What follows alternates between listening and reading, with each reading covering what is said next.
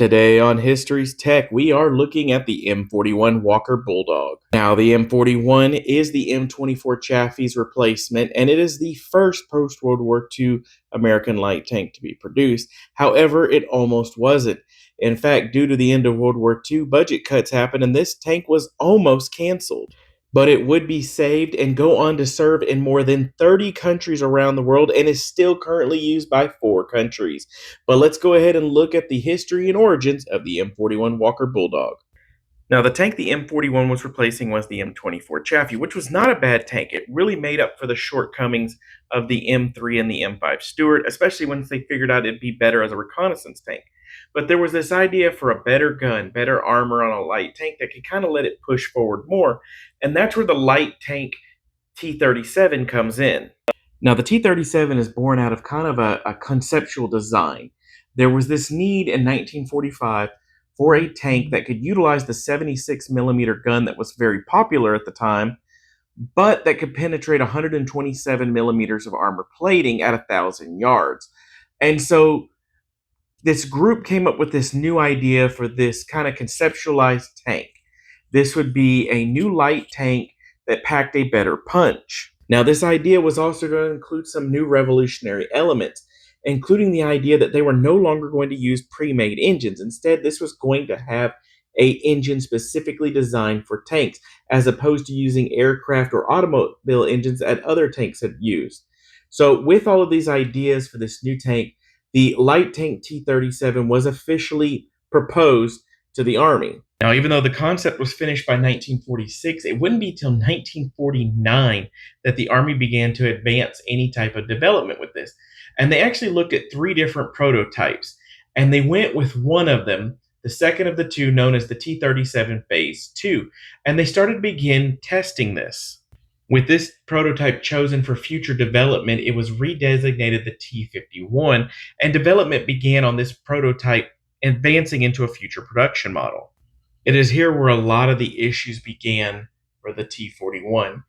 Because this was a new tank that was basically being redesigned from the ground up for future warfare, it had a lot of problems. The purpose-built engines and transmissions were under a long development delay. Ideas for machine gun pods on it didn't quite work out in testing. The turret was redesigned for rigidity. There was also some issues with the layout for the crews, and they actually did end up listening to the crews and reverting to earlier layouts that were seen in tanks to be more comfortable for the crew inside the tank. With a lot of these issues kind of handled, the designation was moved to the T-41E1 model, which was kind of the pre-production version of the M41. And here they began to really work on the possibility that this tank would now be revolutionized again and would become the basis for a modular tank design, meaning they were going to develop this one tank platform to be used for multiple tanks. Whereas in the past, we'd seen a tank built and then later on variants built, this was going to be from the start a tank designed to have multiple variants. And this concept would actually spawn the development of the M24 Duster, the M44 self-propelled howitzer, the M75 armored infantry vehicle, amongst a few others. So while the M41 was being built, these were being built at the exact same time, which from an economic and mechanic standpoint is a really good idea. It's cheaper to produce it this way. You're not having to build multiple platforms. You can share parts, easier production. It makes it much easier to produce this design. So the Army goes ahead and decides they're going to go ahead and go full production with this. They place an order of 100 tanks initially, and the name is transitioned from the T-41 to the M41 Bulldog, but it's going to be rechristened the Walker Bulldog in honor of the late General Walton Walker, who had died in a Jeep accident in the Korean War. Now, while the tank was finished and ready for deployment by the time the Korean War ended, it never saw any combat during that conflict, and instead it actually had to sit idly for the next several years until it would become involved in the Bay of Pigs invasion.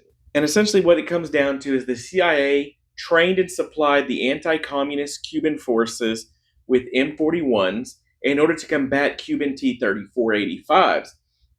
They helped land them on the island, and even under heavy fire, the tanks managed to capture a local airfield, repel several invasions. The Cubans actually ended up deploying 2 companies of T-34-85s against them and managed to hold themselves by destroying all but 2 of the T-34-85s, showing that the M41 actually could handle against Soviet armor.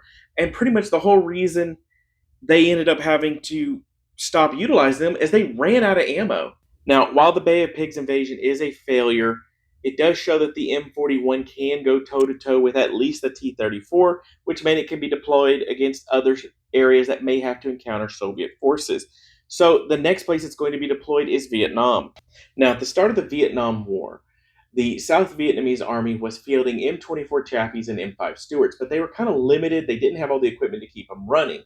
So as the war progressed between North and South Vietnam and the United States started getting involved, the plan was made to decommission all the M24s and replace them with M41s. And the M41 was immediately popular with the South Vietnamese tank crews.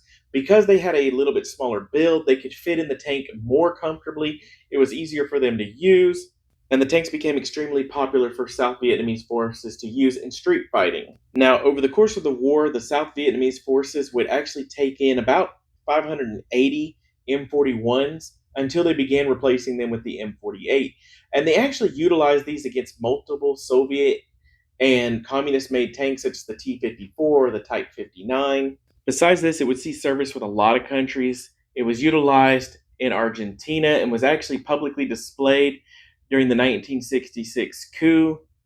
They were used multiple times by Lebanon, like the 1958 Lebanon crisis or the Lebanese Civil War, by South Africa during their invasion of Angola, and even Western forces such as West Germany still kept them as a reconnaissance vehicle during the early days of the Cold War, until West Germany began independently producing its own vehicles. Now, in addition to the 3 derivatives, there are 16 variants of it. Most of these are the modernized, upgraded versions, such as the M41D seen here for the Taiwanese Army, or the M41DK1 for the Royal Danish Army, the M41UR for the Uruguayan Army. All of these upgrades allow for better firepower for the M41 to allow them to be more competitive against more modern tanks. Now, the 3 derivatives each serve their own purpose. The M42 Duster, which was armed with twin 40mm Bofors cannons, and I might do a video in the future about it just because it has its own unique variants. We have the M44, and there is the M44 self-propelled howitzer, which operated a 155mm gun and is actually still in service with the country of Turkey to this day. And the final derivative is the M75 armored infantry vehicle, which was utilized by the United States in both the Korean War and a little bit into the Vietnam War, but actually saw service until the 1980s, but it was replaced by the M113. Currently, 4 countries still have them as part of their active inventory. The Republic of China, otherwise known as Taiwan, has a force of M41D models. Dominican Republic has a small handful of them. Thailand and Uruguay all operate some version of the M41. Additionally, because more than 5,000 of them were produced, they can be found all over the world as gate guardians and museum pieces. But there you have it, a quick look at the M41 Walker Bulldog, a tank that really kind of changed everything in terms of development for the United States. A tank with a purpose-built engine, a purpose-built transmission, with a lot of thought and effort put into the future development, so much so that it's still in service to this day. But that's it for today. I thank you for joining me, and I look forward to talking to you on the next time.